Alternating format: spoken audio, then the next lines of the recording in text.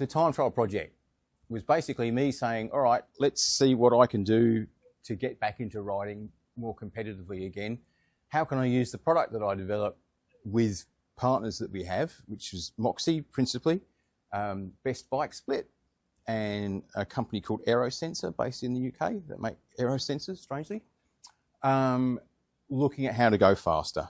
And a huge part of the physiological part of that challenge was using Moxy for all of the sessions. So there's interval sessions, obviously, that we just saw, but there's also delving into riding the actual course. So this was my challenge for the year, was to try and qualify to go to the UCI Grand Fondo World Championships in Denmark. So we got someone to film the course in FulGaz, and it's very, very technical. It's 20 corners. So there's about, I think about 16 times you had to get out of the aero position, and a few times you had to brake super hard. So it's super technical, but really flat and really windy. So compared to what everyone's facing this week, it's hardly much. It wouldn't seem like much of a challenge. It's only 30k. It's not much, but that means you're right on the edge. You're going like super hard. So that's where Moxy does start to become really handy, because you can look at what can the athlete really do for that time. So that's the course. That's the start of it. Looked a bit different on race day, which is why we film all the Ironman courses on race day. So there's, in real life, there's a crowd there, there's barriers, there's a whole lot, but we film this ahead of time, and I would just ride it again and again and see what I could do. And then, if the down arrow works, here we go. So let's look at some results. So there's also, if you talk to Phil and I nicely, there's a secret button in FulGaz where you can look at everything that you did in FulGaz in one place. If you use Moxy in Training Peaks or something, they're kind of very disjointed, but you can have a look and see here. So the red line is heart rate, the black line is SMO2, the pink scatter graph, as it turns out in real life, is power, and the sort of orangey line is cadence. So you can see me, even though I'm training indoors, I'm still, to simulate the real race, I'm still freewheeling round the corners as I go through. And you'll see sometimes there's quite a big SMO2 spike, just even like 10 seconds, you'll see it's jumping up quite a bit.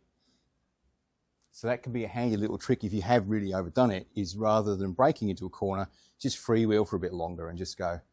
It has quite a substantially good effect in terms of recovery.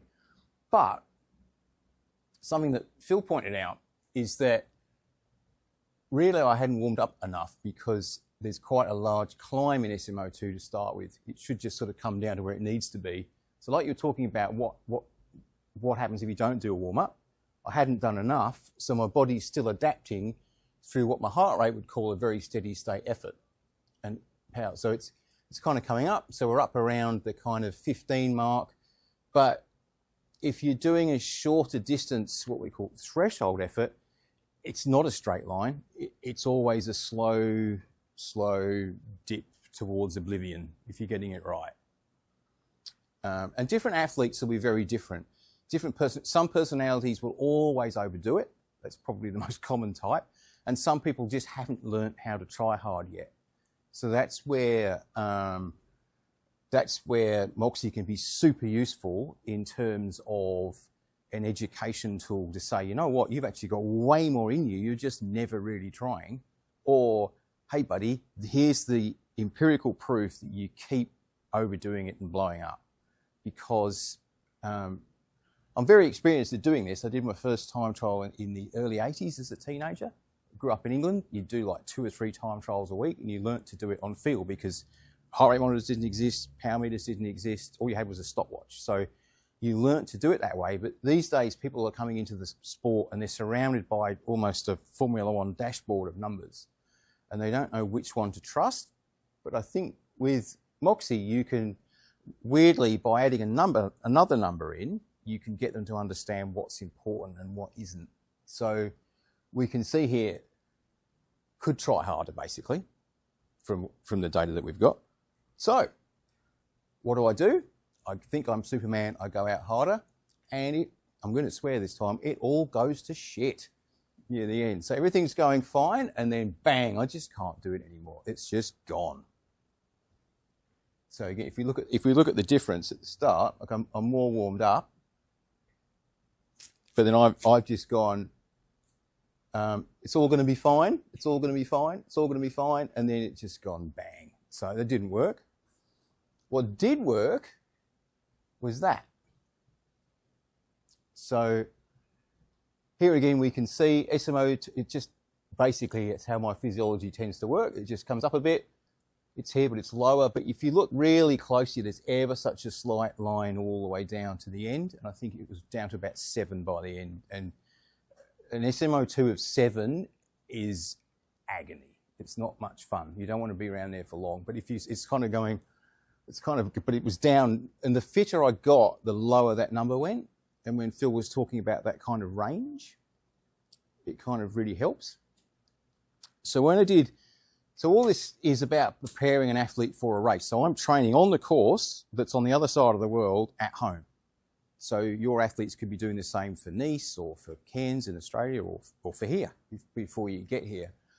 So here it proved that the pacing strategy that I worked on with Best Bike Split worked well. And it was maintainable. Am I hearing Spanish? Someone's going, he's an idiot, that doesn't make any sense at all. But principally, it's using it as a tool through the year to measure what was the real exercise intensity. So some days I'd be really tired, but I could still see that the SMO2 amount was where it should be.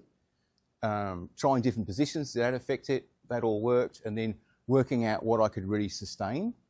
And what Phil was talking about with warm-ups, super helpful, particularly as an athlete is getting more and more fatigued. It seemed to be that the lower the intensity of the warm-up started at, the better chance there was of having a successful session through there. And also too, noticing, as he was talking about, you've got this up and downy sort of funnel bit through the warm-up. If it wasn't bouncing much, probably wasn't going to be a great day. So what actually happened? Did all the science help? It did. I went from being average to a bit better than average. So, there you go. So yeah. So my goal basically was just don't look like an idiot. Look like look like you could be there. And of course, I happened to pick the year that like the most people ever turned up. Mario Cipollini came out of retirement, the well-known sprinter. Turns out he was also world time trial champion as a junior. And believe me, he'd prepared. He'd been training at altitude. You think I'd taken it seriously? He'd been training at altitude. He'd been to the wind tunnel. He wasn't riding his own bike. He was riding in Pinarello, Filippo Ganna, latest secret test. It was insane. But it was a fun experience to see that there was that much improvement. But one of the questions would be, what was the difference between the FulGaz version and the real version? Now, as far as I'm aware, in UCI competitions, you can't wear a Moxy. Not really sure, but I didn't want to risk it. I didn't want to turn up and then go, what's that little matchbox in your shorts? No. But what I did do is I used the Moxy for the days leading up to it and in the warm-up. So I could see, I got there a week before, really jet-lagged. The first day I went out riding, I just thought, why did I bother coming? Oh, this is just a joke.